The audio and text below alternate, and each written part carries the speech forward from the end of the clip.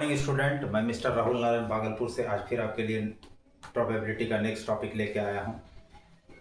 आशा करते हैं कि आप लोग सकुशल होंगे, स्वस्थ होंगे और मेरे वीडियो को जरूर देख रहे होंगे, पढ़ रहे होंगे, बहुत कुछ सीख रहे होंगे। बहुत खुशी होती है कि आप लोग मेरा वीडियो देख रहे हैं और लाइक और सब्सक्राइब भी कर रहे हैं। और जिनको अच्छा लगता है वो ज़रूर मेरे चैनल को भी और प्रमोट करें, लाइक और सब्सक्राइब करें, दूसरे को भी पढ़ने का मौका दें। अब मैं अपने टॉपिक पे आता हूँ कि प्रोबेबिलिटी का जो मैंने पिछला जो वीडियो बनाया था इवेंट्स के बारे में, इवेंट्स का कैसा यूनियन इंटरसेक्शन क्या होता है, कॉम्प्लीमेंट्स ऑफ इवेंट क्या होता है, ये सारी बातें मैंने पिछले क्लास में बताया है तो बताने के लिए बहुत अनलिमिटेड।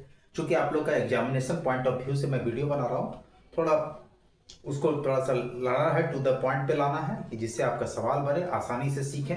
प्रोबेबिलिटी में सवाल में प्रोबेबिलिटी किस तरीके से अप्लाई होगा, कौन सा कहाँ पर रूल यूज होगा, कितना चैप्टर है। अभी तो इसमें बहुत सारा टॉपिक आने वाला है, अभी ध्यान से देखिए। अभी हम बेसिक थ्योरम की बात करते हैं। बेसिक थ्योरम में फर्स्ट थ्योरम बेसिक जो है, हाँ, बेसिक थ्योरम में क्या है, पहला है theorem one. Probability of phi मतलब प्रोबेबिलिटी ऑफ इम्पॉसिबल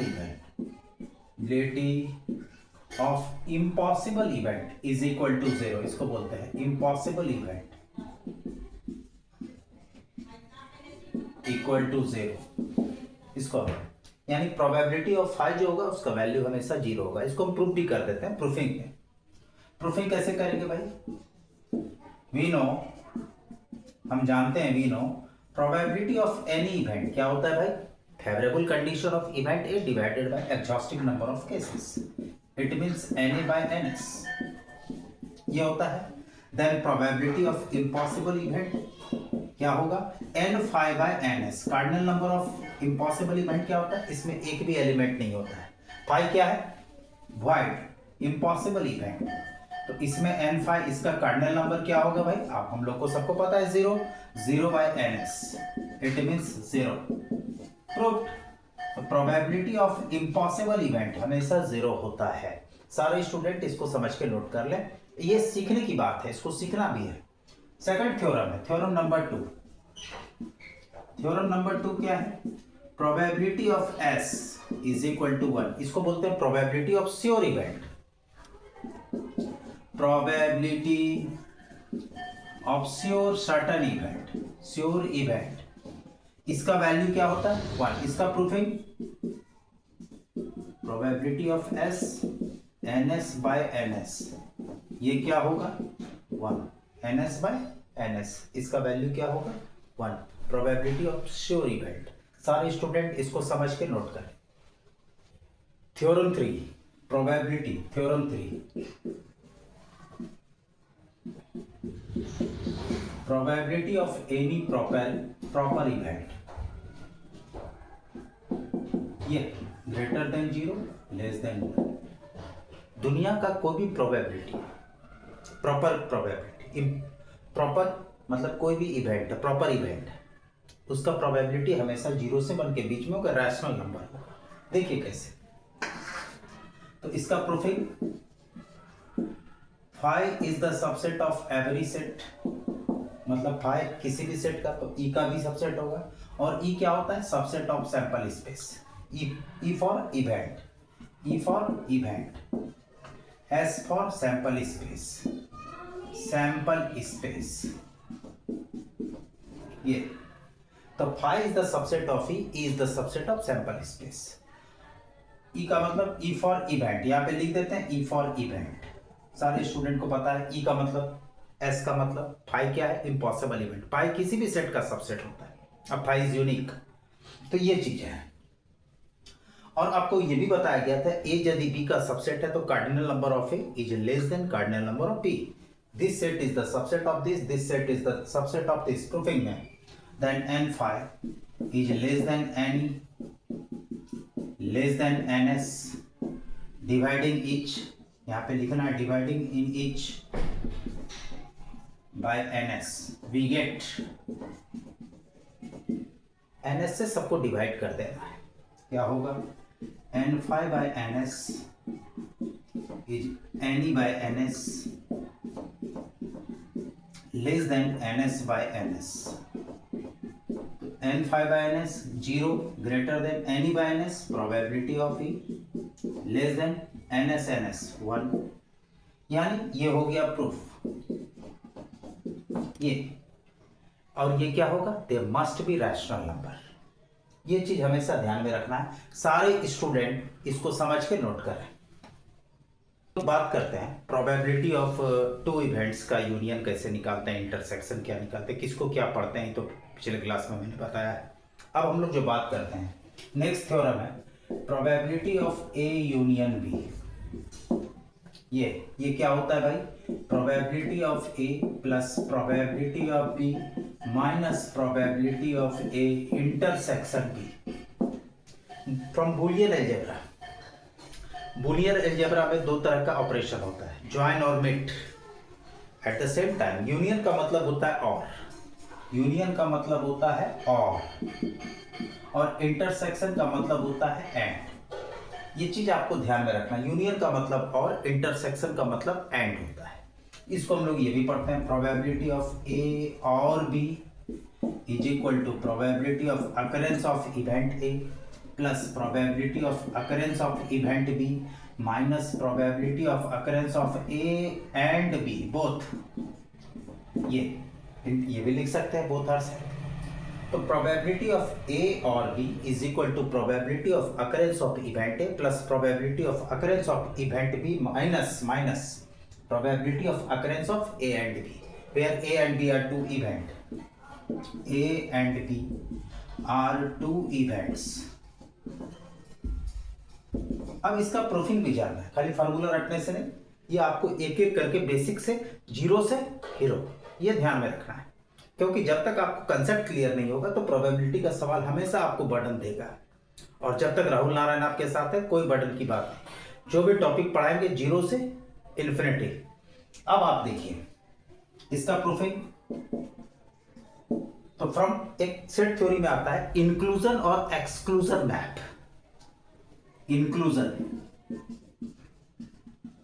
और एक्सक्लूजन मैप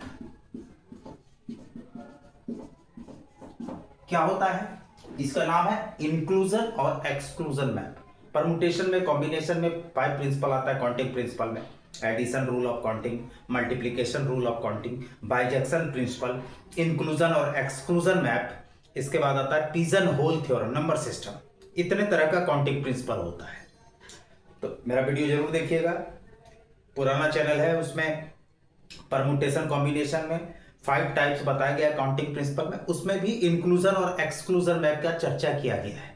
इंक्लूजन और एक्सक्लूजन ये सबको पता है, लेकिन इसका नाम को भी आपको जानना है। इसका नाम है इंक्लूजन और एक्सक्लूजन मैप। क्या होता है, from set theory n A union B बराबर n A plus n B minus n A intersection, इसी का नाम है इंक्लूजन और एक्सक्लूजन मैप। हम लोग को डर लगता है ये क्या लिखा हुआ, आप लोग को पता है ये set theory, from set theory dividing both side, dividing both side by ns, ns से डिवाइड कीजिए तो क्या होगा, n a union b by ns, ns means exhaustive number of case, all possible outcomes of random experiment। इसको भी divide करना है, na by ns plus nb by ns minus na intersection b by ns। इसी को हम लोग क्या लिखते हैं, इसको हम यहां पे लिख रहे हैं एन ए यूनियन बी, मतलब ए यूनियन बी इवेंट होगा डिवाइडेड बाय एन एस। तो ये हो गया probability of A union B is equal to probability of A plus probability of B minus probability of A intersection B. Proved. सारे student इसको समझकर note करें, सारे स्टूडेंट इसको समझकर नोट करें। तो कहने का मतलब अभी आप लोगों ने इसको बोलते हैं टोटल प्रोबेबिलिटी थ्योरम, मतलब probability of A union B is equal to probability of A plus probability of B minus probability of A intersection B.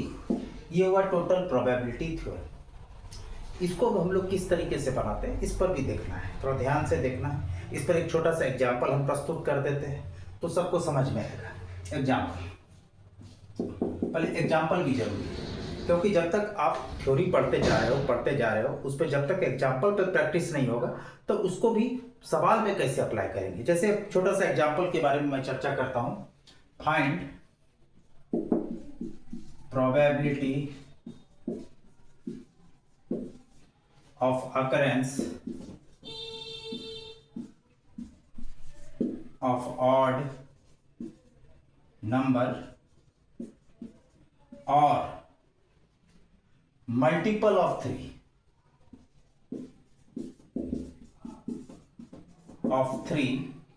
throwing a dice।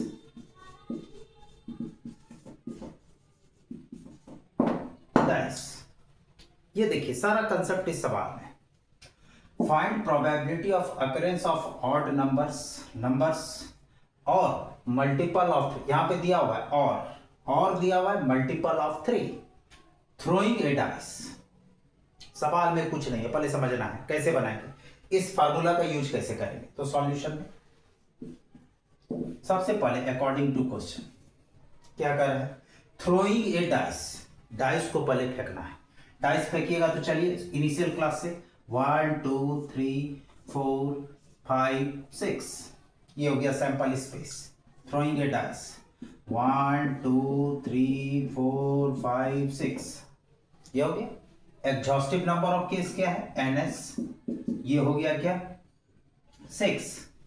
अब इसमें दो इवेंट दिया हुआ है, अकरेंस ऑफ ऑड नंबर, तो पहले यहां पे लिख दीजिए occurrence of odd number. Occurrence of odd number कौन कौन सा फेवर करेगा आप देख सकते हैं, इसमें आएगा 1 3 5, ये एक इवेंट 1 हो गया, फर्स्ट इवेंट हो गया जैसे बोलिए। इसके बाद क्या है, और मल्टीपल ऑफ 3, तो एक दूसरा इवेंट बना लीजिए, यहां पे लिखिए मल्टीपल ऑफ 3, मल्टीपल ऑफ 3। तो इस सैंपल स्पेस को देखना है कि इसमें मल्टीपल ऑफ 3 कौन कौन सा हो रहा है। मल्टीपल ऑफ 3 में आएगा 3 6, 3 का मल्टीपल 3 6, क्लियर। पहले सारे स्टूडेंट इसको लिख सकते हैं। अब क्या करना है, हमको निकालना है और, मतलब सारे स्टूडेंट पहले इसको नोट करें। तो अभी आप लोगों ने देखा जो ये सवाल है, देख रहे हैं कि अकरेंस ऑफ ऑड नंबर, तो ये फेवर कर रहा है, सैंपल स्पेस ये है, मल्टीपल ऑफ 3 6 है, दिखाई दे रहा है। अब हमको निकालना है ए और बी, मतलब और दिया हुआ है, तो probability of A union B, इसी को लिखते हैं प्रोबेबिलिटी ऑफ ए और बी। यहां लिखा हुआ है ए यूनियन बी, क्या होता है probability of A plus probability of B minus probability of A intersection B, intersection भी चलेगा। एंड चलिए ए का फेवरेबल पहले हम निकालते हैं प्रोबेबिलिटी ऑफ ए मतलब क्या होगा NA बाय NS। ए में कितना एलिमेंट है, तो 1 2 3, NS क्या है 6, 1/2। Probability of B NB by NS,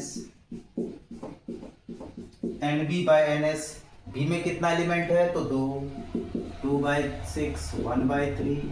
अब एक चीज ये निकालना, A intersection B, A occurrence of odd number है, बी मल्टीपल ऑफ 3 है, तो सबसे पहले हम लोग यहाँ साइड में ए इंटरसेक्शन बी निकाले, मतलब कॉमन एलिमेंट दो इवेंट का इंटरसेक्शन भी एक इवेंट होगा, दिखा देते हैं। अब देखिए ए और बी में कौन सा कॉमन है, 1 3 5 है, इसमें 3 6 है, इसमें कह रहा है अकरेंस ऑफ ऑड नंबर, ये कह रहा है मल्टीपल ऑफ 3, तो इस दोनों में कॉमन सिंगल एलिमेंट है तो 3। आप देखिए ये भी क्या है, ये this set is the subset of sample space, दो इवेंट का इंटरसेक्शन भी एक इवेंट होगा, तो ये भी क्या हो गया सबसेट ऑफ सैंपल स्पेस,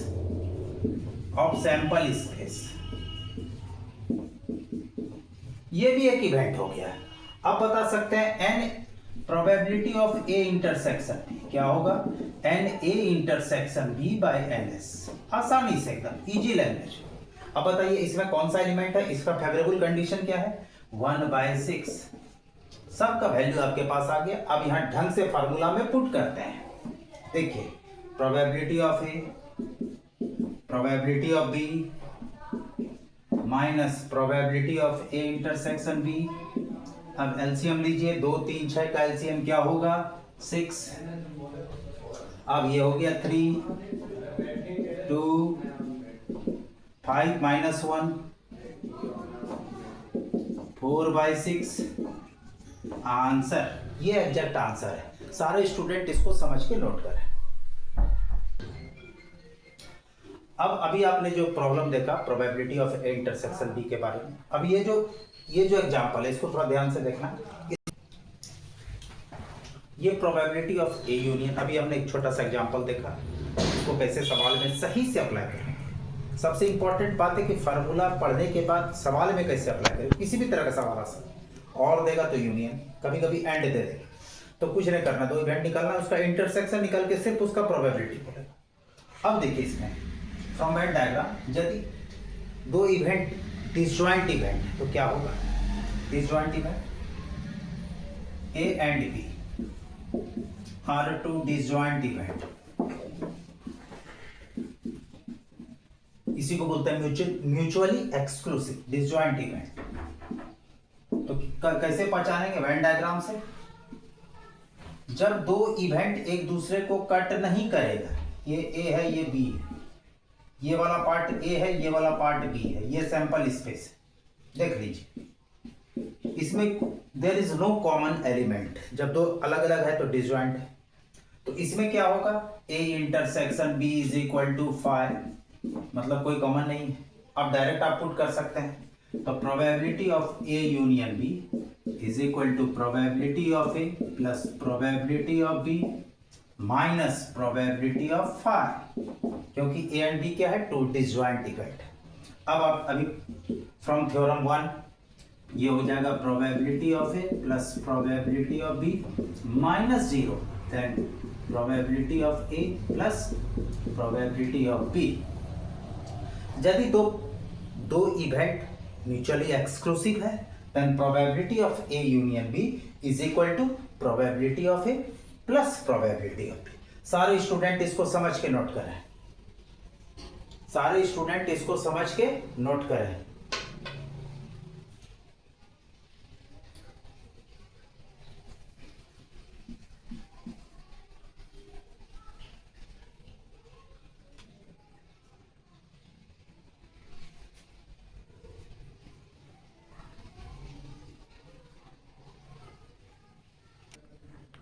अभी हम लोग 2 इवेंट के बारे में चर्चा कर रहे थे, प्रोबेबिलिटी ऑफ 2 इवेंट्स के बारे में। यदि 3 इवेंट है, एन इवेंट है, तो कैसे निकालेंगे।